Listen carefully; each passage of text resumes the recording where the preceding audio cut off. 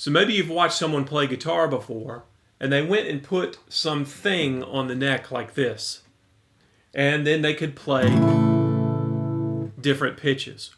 What is it that they're doing? Well, this is called a capo. This is one of the many design types of capos. This is a quick change one. Let me put it here so it's easier to see.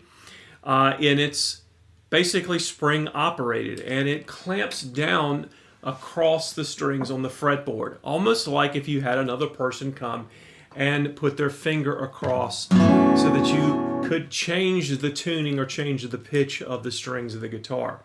Now, there are pros and cons to, I'm not going to get into all the different types that are out there, but I personally like these only because I can quickly get them on and off the guitar. The way it works is it's almost like I've moved the nut of the guitar up a certain number of frets. So why might you want to get one of these? Well, when you're first starting out, you're going to be learning all of the open chords. C, D, D minor, A minor, E minor, all the open chords. Sometimes you hear them called the cowboy chords.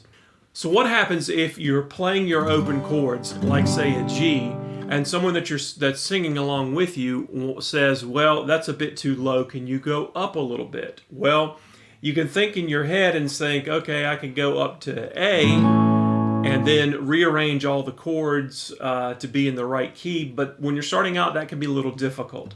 And, you know, if you wanted to do A flat or G sharp, you know, doing bar chords may not be an option just yet. What you can do, though, is use the capo. So if I'm playing an open G chord,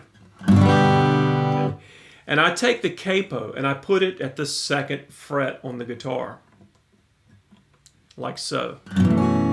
Now if I play a G chord relative to the capo, so like this is my open nut here, now I'm actually playing in A. Now, the way to figure this out, there's actually cheat sheets that you can get that say, hey, if you put your capo at this fret, play this chord, it's actually this other pitch. In this case, I'm playing a G shape, but it's an A chord. As you learn the guitar, this becomes easier because you learn where the root notes are in the chords. And I've talked about this before, how in the key, or when I play G on the guitar, I know that I've got a G right there, I've got the open G, and I've got the G right there. Now, when I move this shape up, basically wherever this finger lands, that's the key that I'm going to be in. So if I'm playing here at the 5th fret, that's an A note. So if I have my capo on the 2nd fret and play that G shape, I'm actually playing an A chord. Of course, if I take it up even further, let's say I go up to the 4th fret and I play that shape. Well, I know that this note here is a B. So that's a B chord. Okay. Let's say that you know a particular song and you know it in a particular key with the different chords. So maybe I'm playing just something with C, F, and G.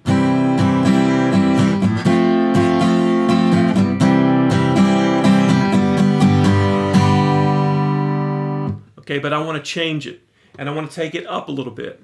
All I have to do is put my capo on, and I'll go back to the 2nd fret, and now I can play the same shapes, but they're actually different chords. So I'll start off with the C that I was playing. Okay, well now that C is actually a D chord because there's the D note. So based on the notes I'm playing, this is D.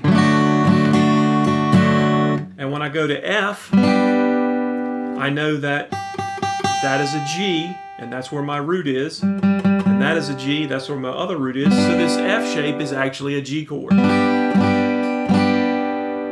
And then when I play the G chord, again, I know that this note at the 5th fret is an A, so it becomes A. So now, even though I'm playing the shapes C, F, and G, the chord sounds I'm actually playing are D, G, and A. And let me show you. Here's the D, G, and there's the A. Now let me play those chords here. So D, G, and A.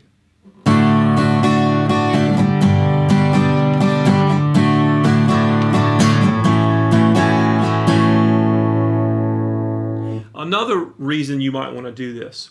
If you got two players playing guitar and they're playing guitar together, you usually want them to be playing at different parts of the neck or using different shapes, so you get a much fuller sound. So yes, I can play the same chords open, but you'll hear it will sound different. So let me do that example I just did again.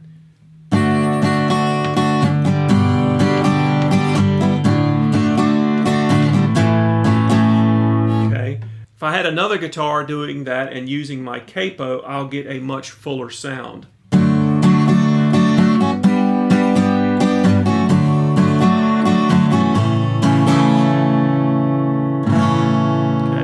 So that's one way of doing that. And of course, there are songs that are just difficult to play without a capo. One in particular is Landslide by Fleetwood Mac, which uses just very basic, starting off with a C shape. But that's not actually where they play it. It's in a different key, so it actually sounds more like this. Now I could sit here and play bar chords to do this part, but it's kind of hard.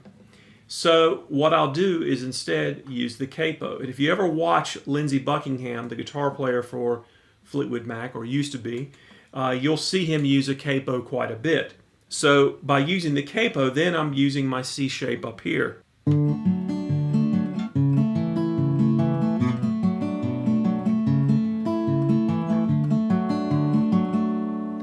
And when you listen to the record, it's going to sound a little bit more intricate, but remember on the record there's actually two guitars playing those parts, so it sounds a lot richer and fuller. That's just a couple of different ways that you can use the capo. And again, these things are relatively inexpensive, no more than $20, unless you get the G7 capo, which is super, super nice, but it's like the Cadillac. A couple of things, sometimes you have to retune a little bit, because since it's pressing down, it can actually push the strings a little bit out of tune. So that note's a little bit sharp, slightly flat. And you'll notice that oftentimes they'll push the notes sharp. For live performance, you may not really notice it that much, but if you're going to record and you're going to go back and record other guitar parts over it, you may want to just double check the tuning so that it is in tune based on where the capo is. Other tunes include Hotel California, which I think is capoed way up at the 5th or 7th fret. You know. So Here Comes the Sun by the Beatles, that one's capoed way high of the 7th fret. And it's basically playing a D shape there.